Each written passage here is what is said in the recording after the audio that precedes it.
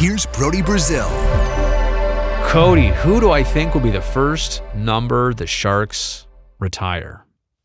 Well, considering that it hasn't happened yet, right? Like, you haven't raised a Doug Wilson number. You haven't raised an Owen Nolan number. I mean, you know that Joe Thornton and Patrick Marleau are going to have their numbers at some point up there, right? A 12 and a 19, side by side, let's hope. Who goes up first?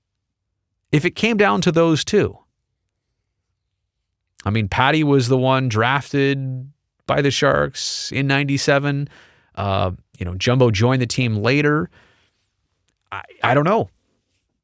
I think it's got to be Patty, right? It's got to be.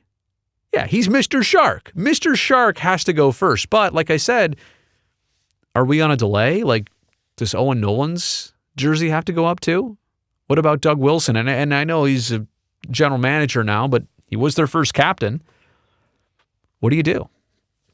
What's the precedent? Like, we don't have an idea right now of what the qualifications are for the Sharks to retire a jersey number. And by the way, did the Seattle Kraken, did they already retire the number 32 because they're the 32nd team?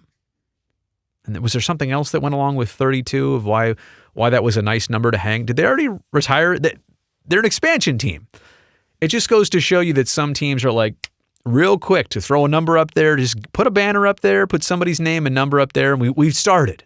You know, I think it's kind of weird.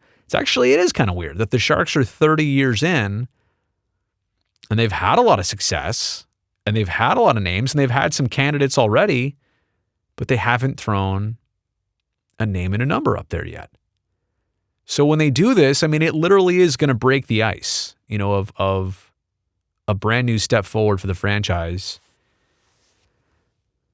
And as it looks right now, Patrick, is not coming back to the NHL at this point.